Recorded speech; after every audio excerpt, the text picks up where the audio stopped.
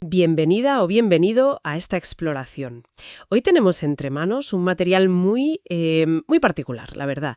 Es un texto breve, casi un apunte, titulado Espocholga.pdf. Parece ser un retrato fugaz de alguien llamado Espocholga, capturado en apenas unas líneas. La fuente es mínima, sí, es cierto, pero creo que está llena de potencial para el análisis. Nuestra tarea hoy, intentar construir una imagen de esta persona, entender qué lo hace singular. Y solo usando las pistas de este fragmento, como una especie de, microarqueología textual. ¿Qué te parece? Me parece un reto interesante, sí. A ver qué sacamos de tan poco. Pues entremos en materia. El texto nos presenta a Espocholga como un antiguo vecino del autor. Vivía, y cito, donde hoy nosotros hacemos patria. Una frase, con un eco un tanto solemne, ¿no? O quizás irónico. Quién sabe sin más contexto. Pero sí, ya le da un aire distinto. Era ligeramente más joven, dice, 1 o 2 años menos que quien escribe. Y enseguida, se introduce un factor que parece clave. La figura paterna, Jorge, su padre, profesor de física. El texto sugiere que esta influencia fue determinante en las actividades tempranas de Espocholga. No es solo un dato biográfico, se presenta casi como la causa directa de sus primeras inquietudes. Sí, la conexión es explícita. Dice, por influencia de su papá, realizaba experimentos, adelantados a su época. Y es aquí donde la descripción da un giro hacia lo verdaderamente llamativo, incluso un poco desconcertante. Ujú. Porque estos experimentos, no eran los típicos juegos de química de niños. Ya me imagino que no. Se detallan 2 ejemplos muy concretos. El primero, bastante avanzado para un chico de su edad en aquella época, diseñar pantallas de calculadoras científicas. Ah, pues sí que es avanzado. Pero atención al detalle técnico. Lo hacía en ordenadores Hércules, con pantalla de fósforo verde. Ostras, Hércules, pantalla verde. Tenemos que transportarnos mentalmente a esa era, ¿no? La informática casi prehistórica, pantallas monocromáticas, interfaces súper rudimentarias. Y él ya estaba ahí conceptualizando, plasmando diseños complejos para herramientas científicas en ese hardware tan limitado. Eso revela una aptitud técnica precoz, sin duda. Requiere pensamiento lógico, capacidad de abstracción y una visión de cómo organizar información visualmente en un entorno muy restrictivo. Es el germen de un ingeniero, quizá, o de un diseñador de interfaces, ¿sí? Habla de paciencia, de método. Totalmente. Pero entonces, justo al lado de esta actividad tan cerebral, tan técnica, viene el segundo ejemplo. Y este pertenece a una categoría, diferente. A ver, El texto menciona que intentaba descubrir la naturaleza del necroplasma. necroplasma. Sí, necroplasma. Una palabra que ya de por sí suena a fantasía oscura o a pseudociencia, no sé. Curioso cuanto menos, sí. ¿Y cómo lo hacía? ¿Y el método?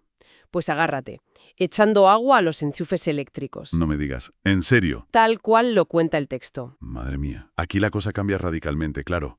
Pasamos de la precisión casi artesanal del diseño en pantalla verde a una temeridad extrema, a una experimentación que linda con lo salvaje y lo peligrosamente irracional. Exacto. Mezclar agua y electricidad de un enchufe, eso no es un experimento científico, es jugar a la ruleta rusa con la física doméstica, vamos. Es una yuxtaposición brutal, la verdad. ¿Qué nos dice esto sobre su mente en formación? Por un lado, la capacidad para el rigor técnico, la visualización compleja. Y por otro, una curiosidad tan desbocada que ignora el peligro más elemental. Y todo por algo llamado necroplasma. Es que es fascinante considerar qué impulsa ambas actividades. A ver, la primera, el diseño de pantallas, podría venir de esa influencia paterna, claro, del entorno científico, de un interés por la tecnología que estaban haciendo. Pero, ¿la segunda? ¿De dónde sale esa búsqueda del necroplasma? ¿Qué es eso siquiera? Ni idea. ¿Es una interpretación literal y peligrosa de algún concepto científico que entendió mal? ¿O una fascinación por lo oculto, por lo prohibido?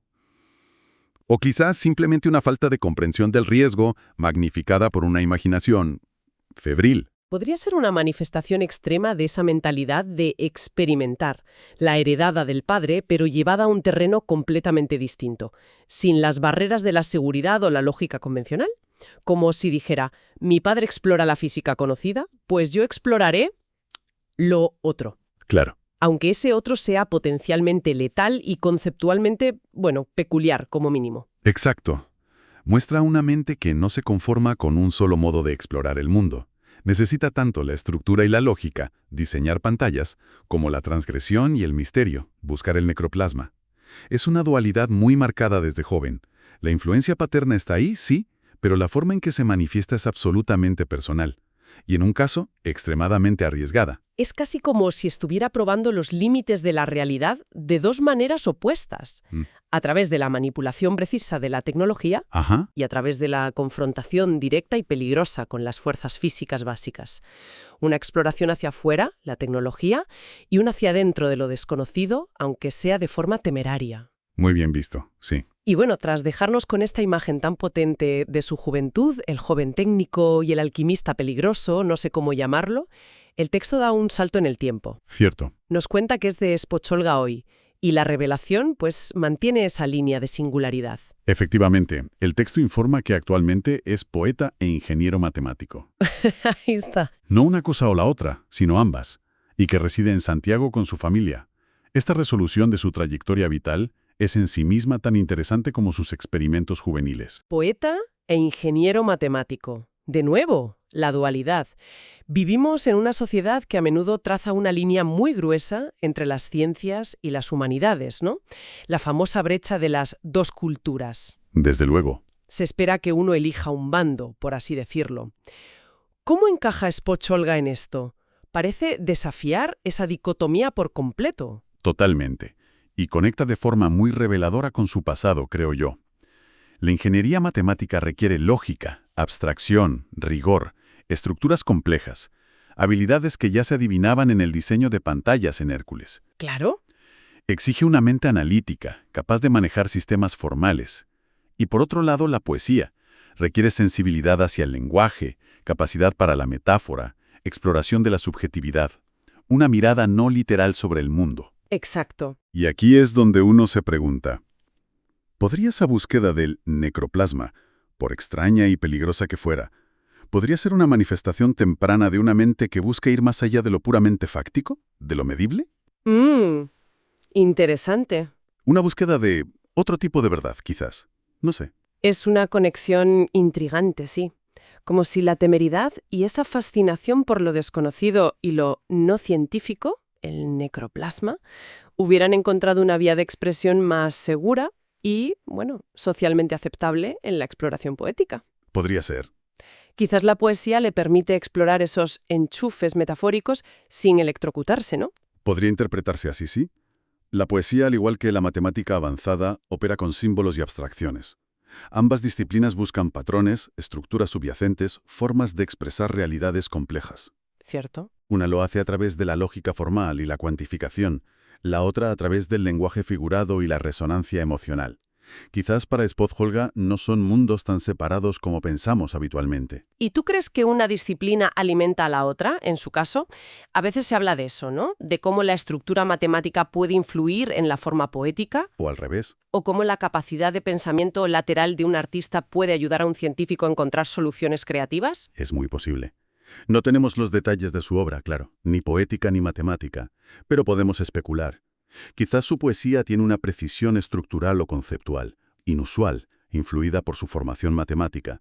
O quizás su enfoque para resolver problemas matemáticos es más intuitivo o imaginativo, nutrido por su sensibilidad poética. Claro. La combinación sugiere una mente capaz de moverse con fluidez entre diferentes modos de pensamiento, el analítico y el sintético, el lógico y el metafórico. Es interesante también cómo esa figura paterna, el profesor de física, parece haber sido el catalizador inicial. Sí. Pero el resultado final es mucho más complejo y rico que una simple réplica. No se convirtió solo en físico o ingeniero, incorporó algo más, algo que quizás no venía directamente de esa influencia científica. O que interpretó esa influencia de una manera muy personal. Exacto. El padre proporcionó quizás el impulso inicial hacia la experimentación, hacia el rigor científico. Pero la trayectoria posterior es única de Spotcholga. La integración de la poesía sugiere otras influencias, otros intereses, o una evolución personal que trascendió ese primer modelo. Muestra cómo las influencias formativas interactúan con la individualidad para crear caminos inesperados realmente. Entonces, intentando destilar la esencia de este retrato tan breve, pero la verdad bastante denso, ¿qué nos llevamos de Spotcholga? Nos queda la imagen de alguien marcado por una curiosidad intensa y muy particular, desde joven. Sí, Una curiosidad con dos caras, la técnica y la, bueno, llamémosla existencial o transgresora por lo del necroplasma. sí. Y lo que hace que este perfil sea tan memorable son precisamente esos ejemplos concretos, tan audaces de su juventud. El diseño de pantallas en fósforo verde nos habla de inteligencia, de adaptación a la tecnología de su tiempo. Algo ya notable. Ya. Pero la búsqueda del necroplasma con agua y enchufes, eso nos habla de una osadía casi mítica, de una voluntad de explorar lo desconocido sin reparar en riesgos. Son anécdotas que definen un carácter. Fuera de lo común, vamos. Poeta e ingeniero matemático es lo que le da una coherencia retrospectiva, esa dualidad temprana, ¿no? Funciona como una especie de validación Sí. de que esas tendencias aparentemente contradictorias podían coexistir y además fructificar. Nos recuerda que las personas somos más complejas que las etiquetas profesionales o las categorías académicas que usamos siempre. Totalmente. La mente capaz de la lógica rigurosa necesaria para la ingeniería matemática es la misma que explora las ambigüedades y resonancias del lenguaje poético. La descripción, aunque mínima, traza un arco vital fascinante. Desde ese vecino que hacía experimentos insólitos, influido por un padre físico, hasta este profesional que integra ciencia y arte en Santiago. Es una micronarrativa sobre el desarrollo del potencial humano muy, muy potente. Sí, te obliga a pensar en cómo se forman las vocaciones, las identidades. No siempre es un camino recto. A veces las pasiones parecen opuestas, pero encuentran una forma de confluir. Claro. Quizás esa tensión entre polos opuestos es precisamente lo que genera una creatividad singular, diferente. Es una posibilidad muy real. La tensión entre el rigor matemático y la libertad poética puede ser un motor creativo muy poderoso. Evita caer en la rigidez de un solo enfoque. Permite abordar problemas o ideas desde múltiples ángulos. Spotcholga podría ser un ejemplo de cómo la interdisciplinariedad no es solo un concepto académico, sino una forma de ser y de crear. Esto nos lleva a una reflexión un poco más amplia. Subestimamos la importancia de esas inclinaciones tempranas, incluso las más extrañas o aparentemente improductivas. Ese jugar con enchufes es objetivamente peligroso y absurdo, nadie lo duda. Desde luego. Pero podría haber sido, de alguna manera retorcida, parte del proceso que llevó a formar una mente dispuesta a cuestionar límites, tanto en la ciencia como en el arte. Es una pregunta provocadora, sí. Obviamente no estamos abogando por experimentos peligrosos, que quede claro. Por supuesto que no. Pero sí plantea la cuestión de si la curiosidad genuina, incluso cuando se manifiesta de formas socialmente extrañas o inaceptables, puede ser un indicador de un potencial latente que luego necesita ser canalizado de forma constructiva. Quizá reprimimos demasiado pronto las exploraciones que no encajan en moldes predefinidos. Tal vez la clave está en eso, en la canalización. La energía o la inquietud que llevaba a buscar el necroplasma de forma autodestructiva quizás encontró cauces más productivos en la poesía y la matemática después. Exacto. El impulso explorador persistió, pero encontró herramientas más sofisticadas. Y menos peligrosas, afortunadamente. Exacto. Y eso nos deja con una última cuestión para la reflexión, creo. Es esta combinación de Spotcholga, ingeniero matemático y poeta, una rareza exótica. Un caso aislado. Buena pregunta. O quizás es más común de lo que pensamos, pero a menudo permanece oculta porque la gente tiende a identificarse públicamente con una sola faceta profesional. Claro. ¿Cuántos científicos tienen una vida interior artística rica o cuántos artistas tienen una mente profundamente lógica y estructurada? Es una buena pregunta, sí. Quizás Spotcholga es excepcional no tanto por tener ambas capacidades, sino por haberlas desarrollado. Y asumido. Y asumido ambas públicamente como parte de su identidad. Tal vez muchos otros sienten esa dualidad, pero la sociedad o ellos mismos les empuja a elegir o a ocultar una parte. Precisamente. Este breve texto sobre Spoczolga, más allá de la anécdota curiosa, nos invita a mirar con más atención, a mirar las trayectorias vitales que desafían las categorías habituales.